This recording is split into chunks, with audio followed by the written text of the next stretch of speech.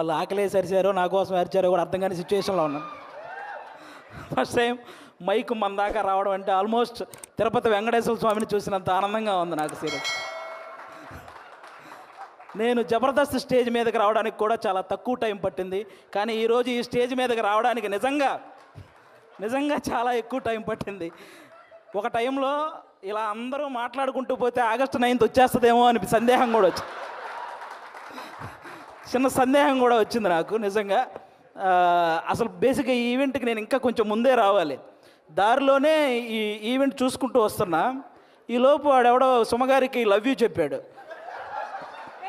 మాదాపూర్ వెళ్ళాల్సిన వాడిని అటు మణికొండ వెళ్ళి తిరిగి మళ్ళీ రివర్స్ అయ్యి వచ్చారు. ఎందుకంటే రాజీవ్ కనకాల గారే ధైర్యం చేయరు సుమగారికి చెప్పడానికి, అలాంటిది అతను ధైర్యం చేశాడు. అది సీరియస్గా సాహసం అనే చెప్పాలి అది. ఓకే, ఈ సినిమా నువ్వా చాలు మళ్ళీ చెప్తావేంటి? ఓకే, ఈ సినిమాలో నేను చేయలేదు. ఈరోజు ఈ ఫంక్షన్కి రావడానికి ఒకే ఒక్క రీజన్, మా నాగబాబు గారు అమ్మాయి ప్రొడ్యూస్ చేసింది కాబట్టి ఈరోజు ఇక్కడికి రావడం జరిగింది అంతే. అంటే ఆయన తన తమ్ముడు కళ్యాణ్ గారి గురించి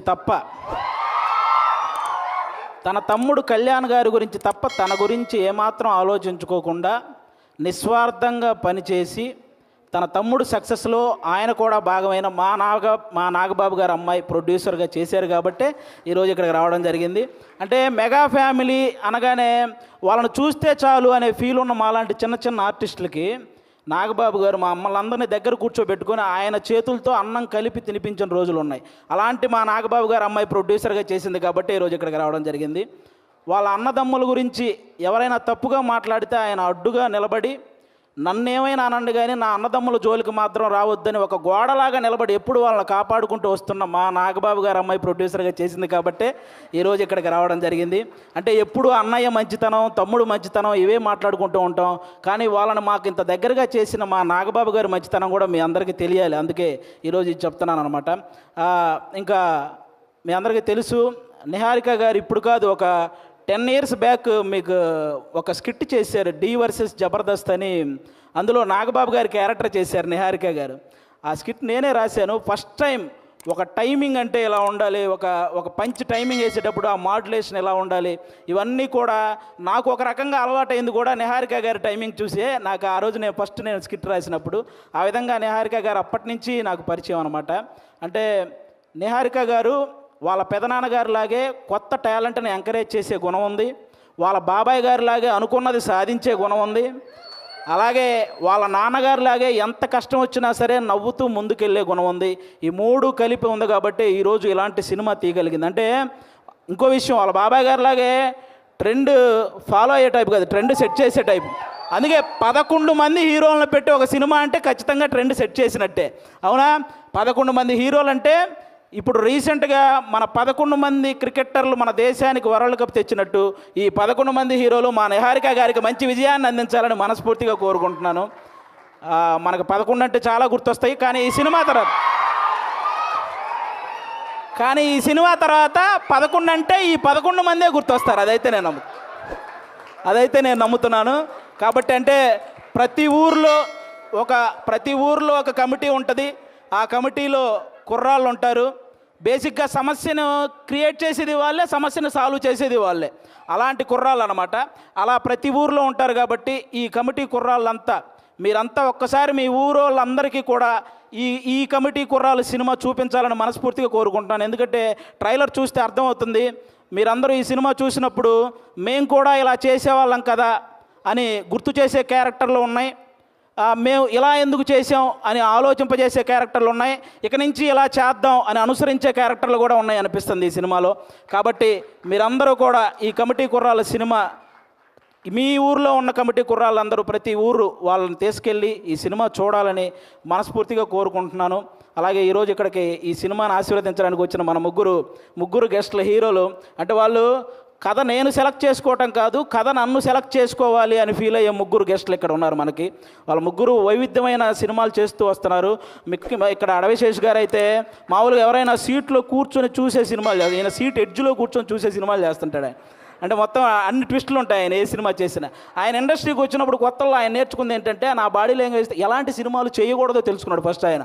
ఆ తర్వాత ఆయన చేసిన సినిమాలన్నీ ఎలాంటి ట్రెండ్ సృష్టించాయో మీ అందరికీ తెలుసు. అక్షానం కానీ, గూఢాచారి, ఎవరు, మేజర్, ఇలా చెప్పుకుంటూ పోతే అన్ని అంటే ఆయన సినిమాలకు ఒక సపరేట్ ఫ్యాన్ బేస్ ఉంది. ఇంకా మా సాయి ధర్మ తేజ్ గారు మామూలుగా ఎవరైనా పేరులో ఇంటి పేరు పెట్టుకుంటారు, కొంతమంది క్యాస్ట్ పేరు పెట్టుకుంటారు, కొంతమంది నాన్నగారి పేరు పెట్టుకుంటారు. కానీ ఫస్ట్ టైం పేరులో అమ్మగారి పేరు పెట్టుకొని ప్రతి ఒక్కరూ వాళ్ళ అమ్మని అంతలా గౌరవించాలి అని మనందరికీ ఒక సంకేతాన్ని ఇచ్చినటువంటి హీరో మన సాయి ధర్మ తేజ్ గారు. అంతేకాదు రీసెంట్గా ఒక ఓల్డ్ ఆర్టిస్ట్ మన పావలా శ్యామల గారు ఇబ్బందుల్లో ఉంటే ఆవిడకి 5 లక్షల సహాయం చేశారు మన సాయి ధర్మ తేజ్ గారు. అంటే సంపాదించే శక్తి దేవుడు అందరికీ ఇస్తాడు, కానీ సహాయం చేసే మనసు కొంతమందికే ఇస్తాడు. అందులో మన సాయి ధర్మ తేజ్ గారు కూడా ఉండడం నిజంగా మనందరి అదృష్టం.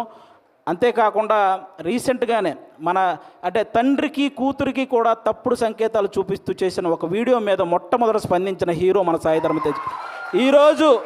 ఈరోజు సోషల్ మీడియాలో ఈ అమ్మల్ని తిట్టేవాళ్ళు, అక్కల్ని తిట్టేవాళ్ళు తగ్గుతూ వస్తున్నారంటే దానికి రీజన్ మన సాయి ధర్మ తేజ్ గారు తీసుకున్న ఆ రోజు డెసిషన్ అనమాట. అలా ఆ సాయి ధర్మ తేజ్ గారు కానీ ఇంకా మా వరుణ్ తేజ్ గారు, మా నాగబాబు గారు అబ్బాయి.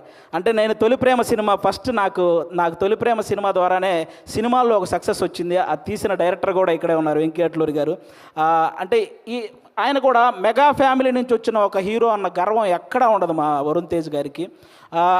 చిరంజీవి గారి లాగే వైవిధ్యమైన కథలను ఎంచుకుంటూ వెళ్తుంటారు. అంటే అప్పట్లో చిరంజీవి గారు రుద్రవీణ చేశారు, గ్యాంగ్ లీడర్ లాంటి సినిమా చేశారు, అలాగే చంటబ్బాయి లాంటి కామెడీ సినిమా చేశారు, ఆపద్బాంధవ్ లాంటి ఒక ప్రయోగమైన సినిమా చేశారు.